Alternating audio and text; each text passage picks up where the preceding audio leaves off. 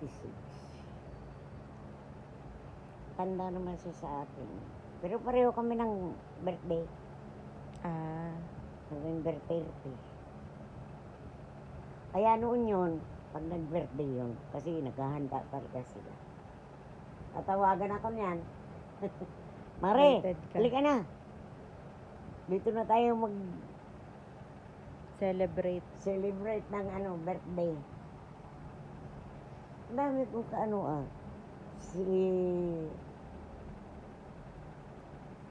si Cora.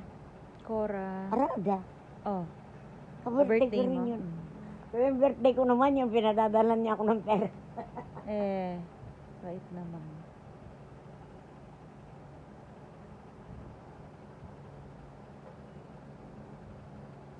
Takora. Me, si Mamang ilang taon namatay?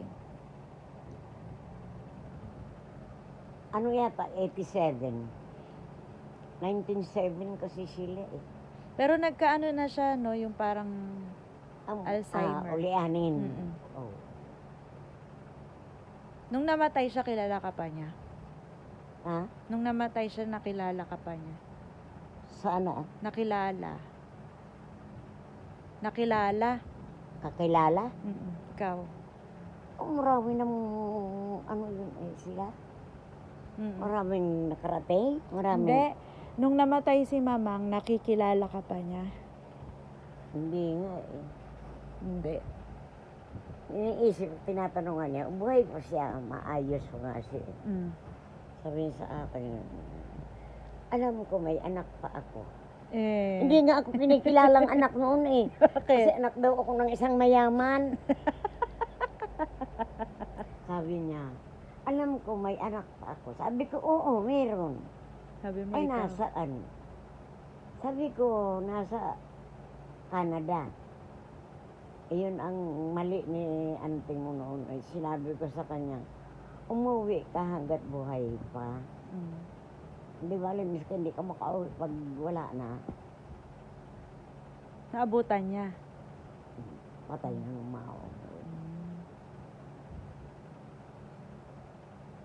Sino yung sinasabi niya alam niya may anak pa siya? Si auntie. Yun ang iniisip niya, si Remy. Sabi ko, alam mo ba kung sino yung anak mo? Hindi raw niya alam. Pero alam niya may anak siya. Sabi ko, si Remy yun. Ay, nasaan daw? Sabi ko, nasa Canada. Hindi ba siya uuwi? Sabi?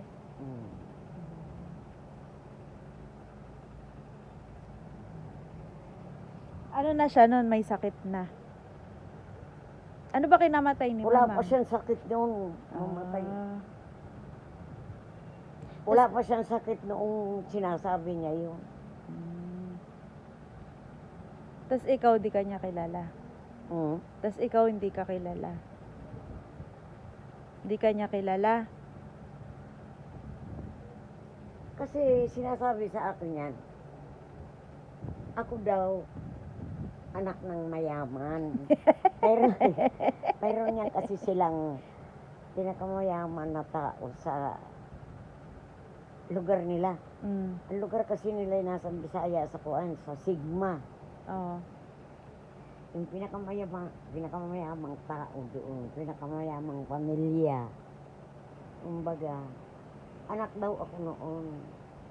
Tawa ng tawa ang papang noon nung buhay ang papang. Sinasabi niya yun, wala pa siyang ulyanin. Oo. Ay, baka ampun kami. Ewan ko.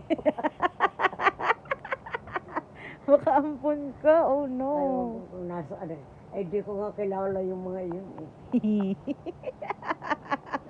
Sabi ko nga, bakit sinasabi na hindi ninyo ako anak? Pero hindi na siya noon, hindi na siya, ibig ko sabihin, parang nakakalimot na siya kasi kung minsan eh, hindi ko nakita, doon sa San Juan pa kami. Di ba ilang beses nawala yun, no? Ha? Di ba ilang beses yun nawala? Oo. Di ba? No, naalala ko yun. Mabutit nang nakakakuha ay mga kakilala din at galit na galit ako kay Boyet noon. Boyet na asawa ng Tita Girly. Oo. Kasi siya ang iniwan namin. Mm.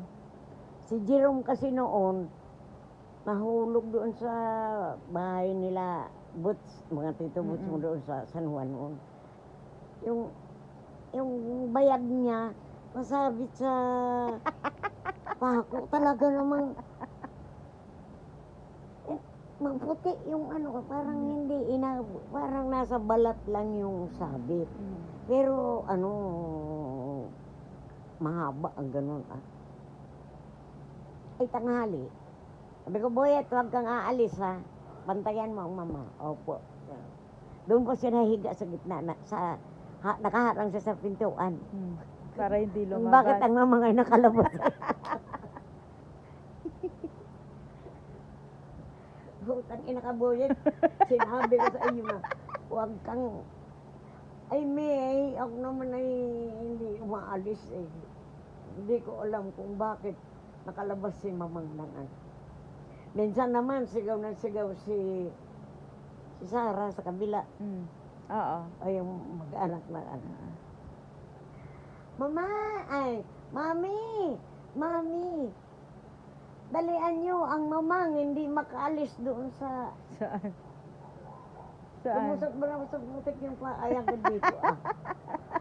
Hindi ba yung kalsada pupunta doon sa amin eh. Mayroong may matigas na ganyan dinadaanan. Ay yung katabi ano yung